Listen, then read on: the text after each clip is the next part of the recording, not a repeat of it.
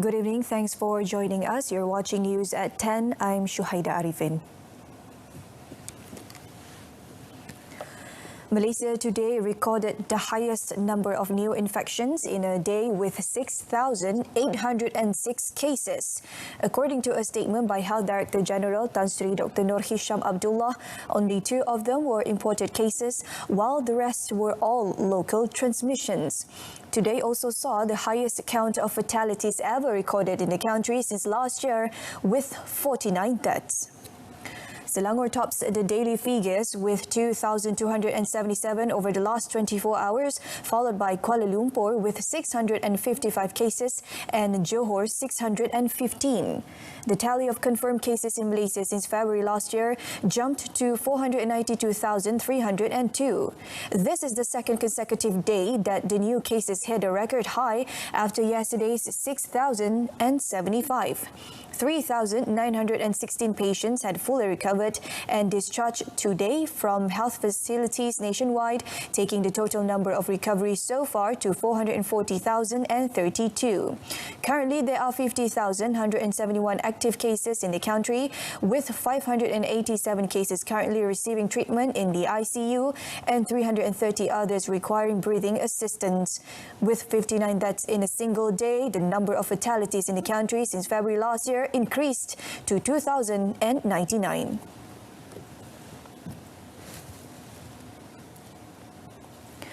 In welcoming U.S. President Joe Biden's administration's stated intention to support the temporary waiver of intellectual property IP protection for COVID-19 vaccine, Prime Minister Tan Sri Muhyiddin Yassin said this should also give way to a total transformation of the pharmaceutical patent system.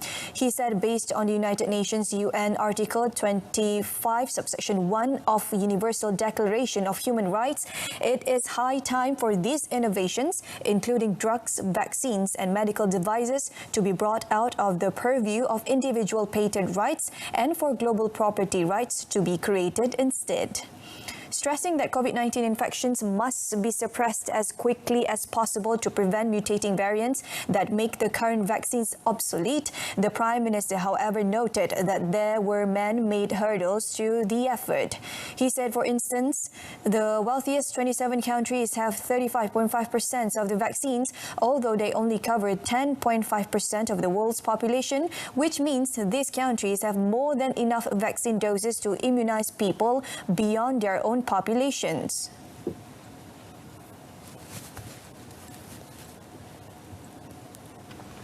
In comparison, the US and UK have only exported 3 million and 1 million of the vaccine doses respectively, or a mere 1.1% and 4% of their total production respectively. The Prime Minister added that Malaysia also pledged its best efforts to break the bonds of pandemic misery, to cut the chains of poverty and for relief of people affected by tyranny.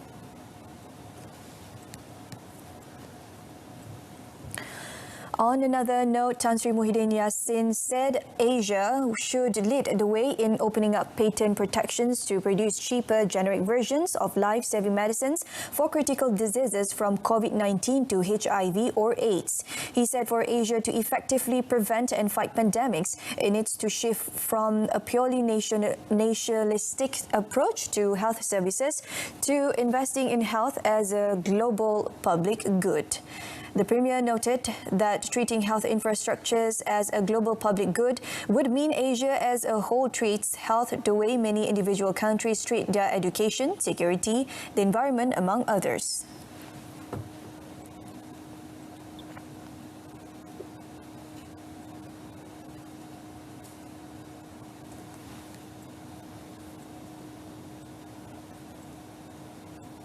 Public policies must focus much more on the needs of the most vulnerable who want to live and earn with dignity, rather than focusing excessively on making it easier for big investors to increase their wealth, with hopes of trickle-down economic effect. The new dashboard of metrics to assess a society's health, such as measures of inequality, and economic vulnerability, or whether growth is financially and environmentally sustainable, need to be promoted as part of the recoupling of economic growth and social equity. Tan Sri Muhyiddin also said that by demonstrating the ability to share leadership with the region's weakest states in managing its security and economic conflicts, Asia's emerging powers can gain global credibility and trust, and it can facilitate a substantive contribution to global governance from a position of leadership and strength.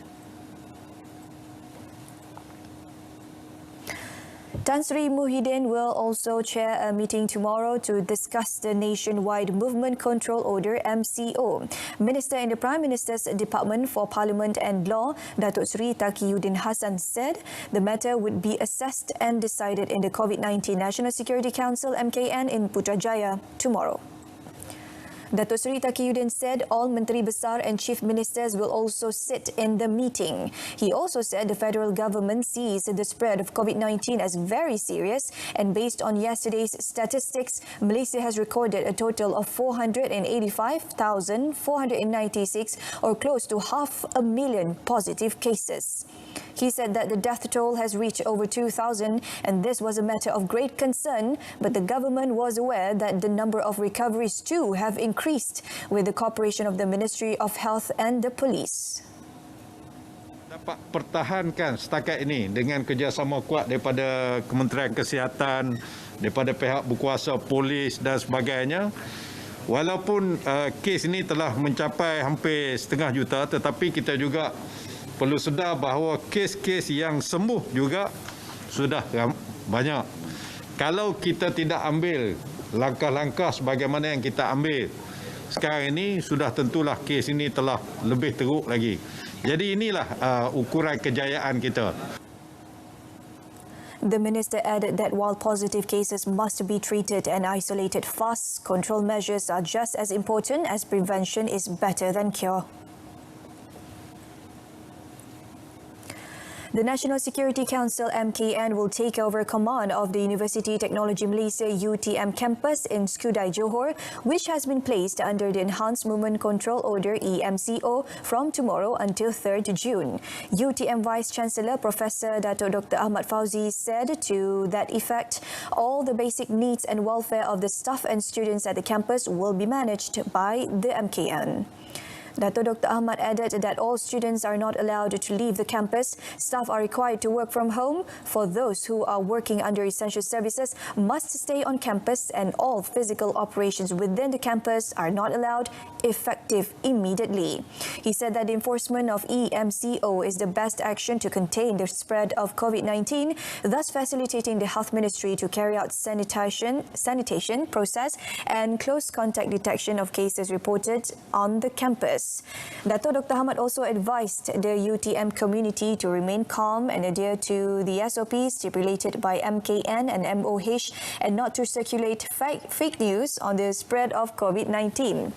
Yesterday, Senior Minister Security Datuk Sri Ismail Sabri Yaakob announced that EMCO will be imposed at the UTM campus in Skudai, Johor from 21st May to 3rd June after 49 positive COVID-19 cases were detected out of 346 screening tests conducted at residential colleges in the campus as well as the University Health Centre.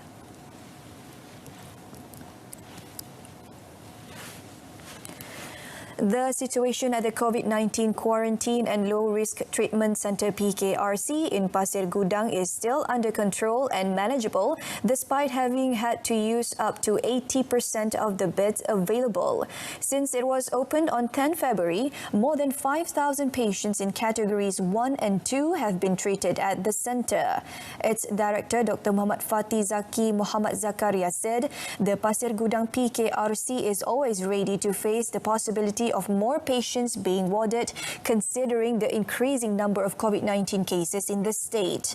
The centre operates 24 hours and is being manned by 106 staff and personnel from various fields such as medical, military and civil defence. The Perlis Islamic Religious and Malay Customs Council MAIPS has decided to restrict activities relating to the Friday and 5-time daily prayers at all mosques starting today in efforts to prevent local transmissions of COVID-19 in the state. The Raja Muda of Perlis, Tuanku Syed Faizuddin Putra Jamalul Lail, said this action is being taken following the existence of new COVID-19 cluster involving a services company located in Kampung Bakau, Kangar. Elaborating further on the matter through a statement released, Tuanku Syed Faizuddin said mosques will not be open to the public, and those who are allowed to perform Friday prayer and the 5 daily prayers are mosque officials and its committee members only, which will be not more than 12 people and not less than 3 people, including the imam. The Raja Muda also said that the prayer period, including for Friday prayers, will be shortened to 15 minutes only and performed in an open area and in compliance with the Standard Operating Procedure SOP as previously set. The Raja Muda, who is also MAIP's president, said for travellers, they are encouraged to perform their prayers at their respective places of accommodation, but those who do not have accommodation can perform prayers in the porch area of the mosque. The prayer time for travellers is from 5:30 p.m. to 6:30 p.m. for Jamaat Takhir Johor and Asar prayer, 9:30 p.m. to 10:30 p.m. for Jamaat Takhir Maghrib and Ishaq prayers. Meanwhile, for the Subuh prayers, the prayer room for them is open from 6:30 a.m. to 7 a.m. The Raja Muda noted that MAIPS is constantly monitoring developments during the COVID outbreak and would extend the requirements as per the latest regulations based on the needs from time to time.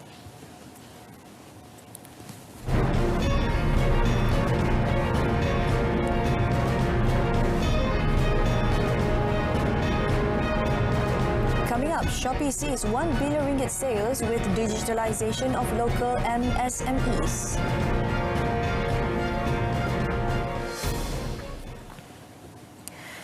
Shopee's partnership with various ministries, governmental agencies, associations and state governments in the First Movement Control Order MCO last year has generated about 1 billion ringgit of sales for the economy.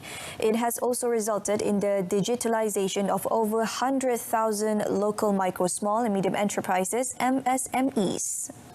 In a statement today, the online shopping platform said the strategic partnerships were born out of a common goal to help the recovery of the business community, especially local MSMEs and petty traders affected by the COVID-19 pandemic.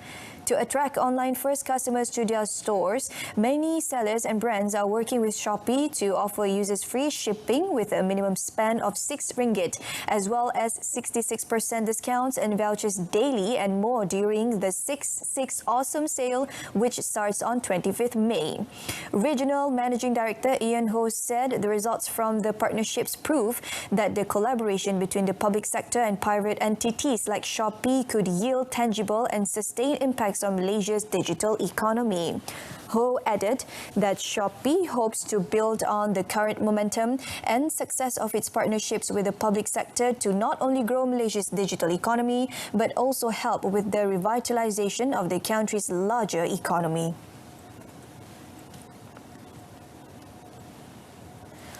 The 1MDB trial involving former Prime Minister Datuk Seri Najib Tun Razak at the Kuala Lumpur High Court was cut short today on an application by Tan Sri Shafiee Abdullah, who needed to meet his lawyer over his money laundering trial, which is scheduled to begin tomorrow.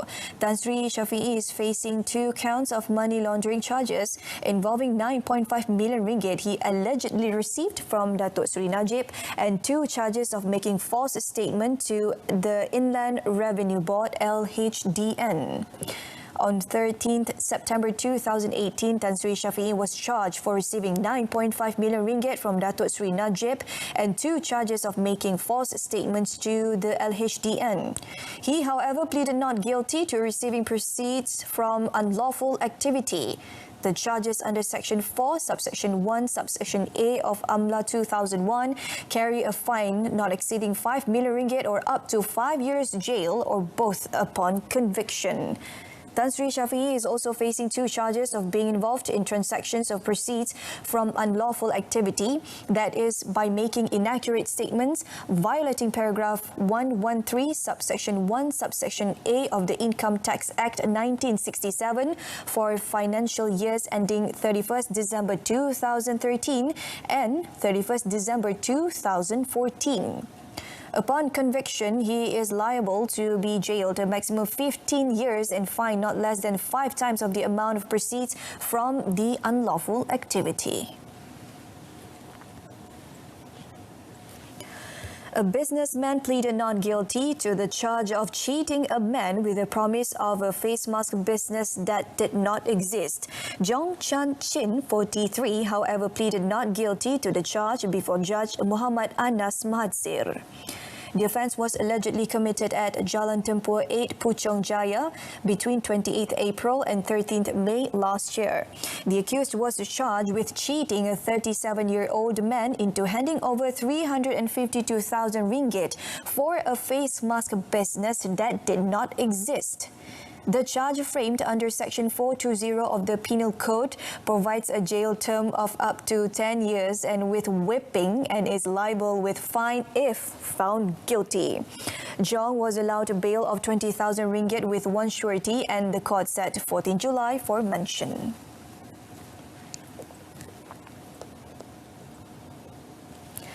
Johor Customs and the Malaysian Quarantine and Inspection Services Department Makis foiled an attempt to smuggle out to a neighbouring country more than 60,000 ringgit worth of contraband cigarettes hidden inside fish containers at the Sultan Abu Bakar Complex KSAB in Gelang Patah earlier this month. Johor Customs Director Sazali Muhammad said in operation, they searched a 3-ton lorry carrying fish for export at the Sultan Abu Bakar Complex in Gelang Patah at around 6:20 p.m. on 3rd May. Sazali said checks found 257,400 sticks of illicit cigarettes found hidden underneath fresh fish in 12 plastic boxes. The department immediately seized all the items and the vehicle. Sazali said the number of quantity of permits applied for the weight of fish as well as the number of barrels being used did not tally. It is believed that this was the first time that a smuggling syndicate has employed such a method in order to escape detection. The case is being investigated under Section 135, Subsection 1, Subsection A of the Customs Act 1967, together with Section 139 under the same Act, that is categorized as an attempt to export prohibited goods without approval.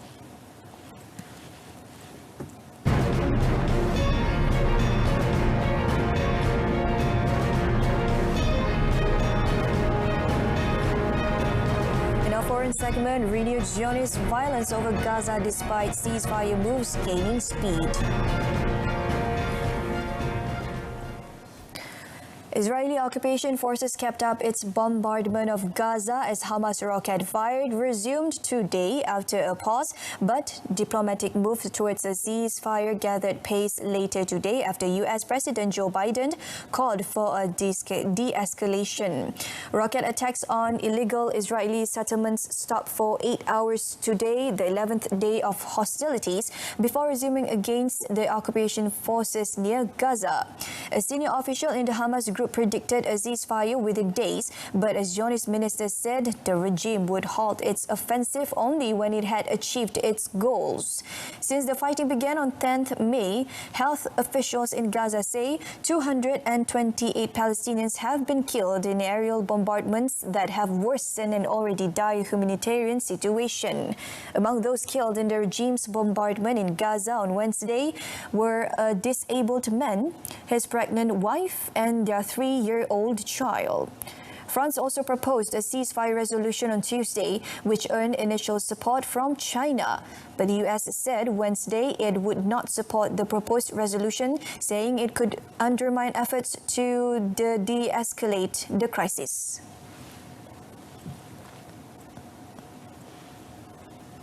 من وقف كل إجراءات الاحتلال بحق أهلنا في الشيخ جراح والقدس ووقف انتهاكات الاحتلال والمستوطنين بحق المسجد الأقصى المبارك والمصلين، وأيضا وقف العدوان وكافة أشكال العدوان على قطاع غزة. من حقنا أن نعيش بحرية، نعيش بكرامة، نعيش كباقي شعوب المنطقة، ومن حقنا أن نقاوم الاحتلال. هذه المقاومة مقاومة مشروعة كفلتها لنا كافة الشرائع والقوانين الدولية، وبالتالي الضغط يجب أن يكون على العدوان الإسرائيلي، على الاحتلال الإسرائيلي كي يوقف هذا العدوان وكافة أشكال العدوان على شعبنا. Untuk penularan tempatan. Saat itu kita mengimpikan kemenangan. Namun, tak seindah impian. Ternyata bukan senang nak menang. Kalau SOP diperkotak-katikkan.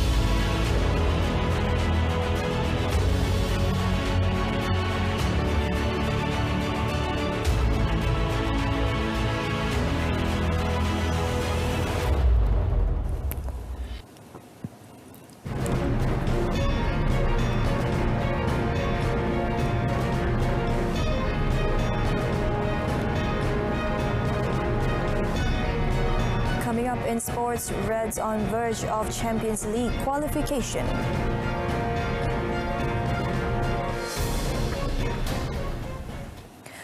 The national football team today departed for Dubai, United Arab Emirates UAE on Malaysia Airlines charter flight on a mission to face their remaining 3 matches of the second round of the 2022 World Cup 2023 Asian Cup qualifiers. Malaysia Airlines is the official flight partner of the Harimau Malaya squad in collaboration with the Football Association of Malaysia FAM. 45 players and team officials, including FAM President Datuk Hamidin Muhammad Amin, departed from the Kuala Lumpur International Airport KLIA at 9 a.m. and were scheduled to arrive Dubai at 12:20 p.m. local time. The national team are scheduled to return home on an A330-300 aircraft with the backdrop of the Harimau Malaya livery. Harimau Malaya, coached by Tan Cheng Ho, will face Kuwait in Dubai and Bahrain in Manama on 23rd and 28th May respectively, before continuing the remainder of their Group G qualifying campaign against the UAE on 3rd June, Vietnam on 11 June and Thailand on 15 June. Super League reigning champions Johor Darul Takzim JDT today announced the signing of Australian Shane Lowry on free transfers from Qatar Stars League's Al Ahly. According to the statement, Lowry, 31, has played for a host of English clubs such as Leeds United, Sheffield United, Millwall and Leyton Orient, besides having played for Australian side Perth Glory in the A-League. The Southern Tigers also completed the permanent signing of their own lone forward Bergson da Silva, which will see the Brazilian stay at the club at least until the end of 2021 season. JDT Sporting Director Martin Press announced this in a statement uploaded on the team's official Facebook page, Johor Southern Tiger, but did not disclose the detail of the agreement between the two parties. JDT, who currently top the Super League with 30 points after 13 games, are aiming for their 8th consecutive title. The Southern Tigers, led by head coach Benjamin Mora, are set to face the Nagoya Grampus of Japan, Pohang Steelers of South Korea, and Ratchaburi FC of Thailand in Group G of the AFC Champions League, scheduled to be held in Thailand from 22nd June until 7 July. All right, that concludes this evening's news at 10. In our top story, vaccine patent waiver, a crucial step towards producing cheaper life-saving medicines. Join us again at 12:30 tomorrow afternoon. I'm Shoaida Arifin. Stay tuned to Saluran Berita RTM and have a pleasant evening.